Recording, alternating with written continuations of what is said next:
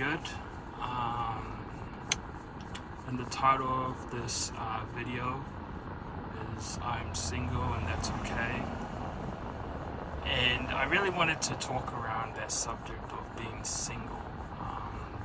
Taking the time not to rush straight into a relationship, but really just, working on yourself, building those tools that you have, like, for example, counseling, getting counseling for yourself, dealing the baggage that you have before you go into a relationship. The second one might be, hobbies, getting your mind off stuff, not being home alone, and just your career and job wise, where you're heading to, where God's calling you. So there's a verse that I like to share. It's in 2 Corinthians 12, and it's verses 6 to 10. I'm gonna try the best that I can to read this. There might be some words that I might mispronounce, so in my apologies. I'll do the best of my ability to read this, okay? So it goes like this, in 2 Corinthians 12, 6 to 10.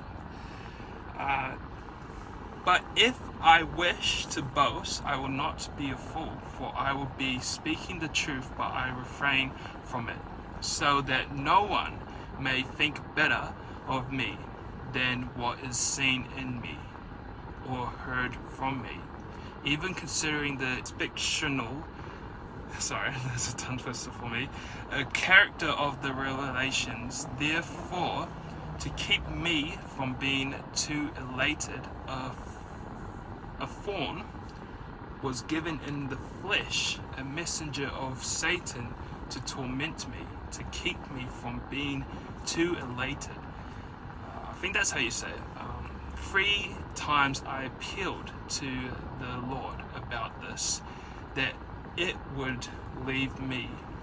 But he said to me, my grace is sufficient for you, for power is made perfect in weakness. So I will boast all the more gladly of my weaknesses, that the power of Christ may dwell in me. Therefore, I am content with weaknesses, insults, hardships, persecutions, and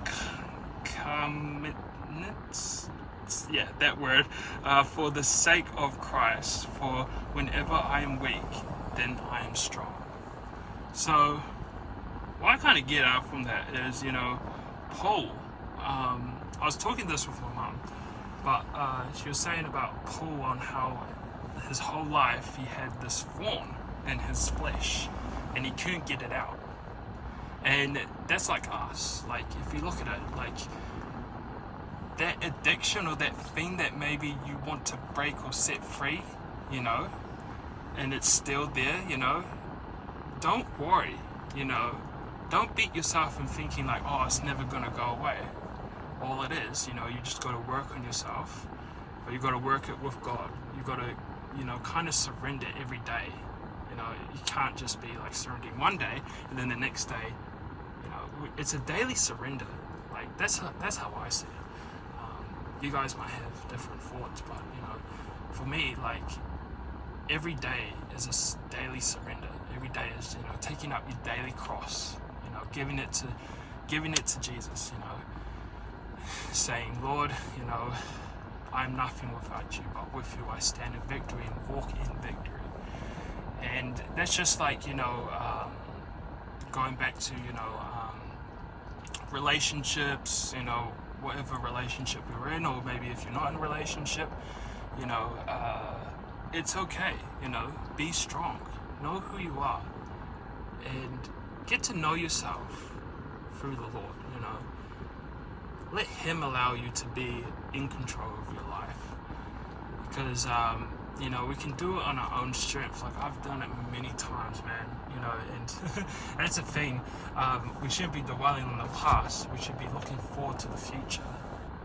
Let the love that you have for Jesus be tight, be really tight, you know, because when you give it your all to God, even when you try your best, you know, even when you pick yourself up, you know, you say, son, come up, get up, you know.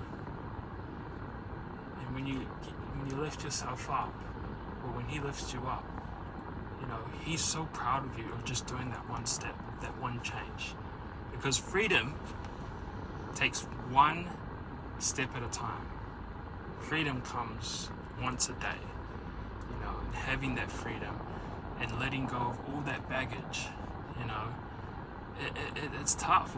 It's a daily surrender. It's a thing that gets you knowing that where you're stepping in God's kingdom is where you're going, you know.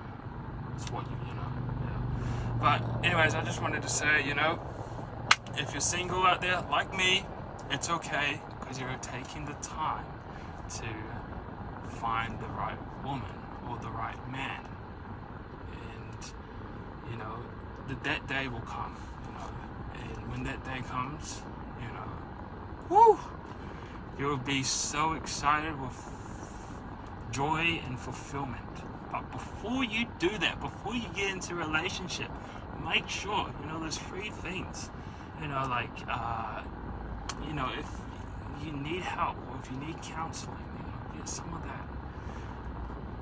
Mentors, people that can help you, people that can speak life into your hearts and just, you know, in your lives as well. So, thank you guys and appreciate it.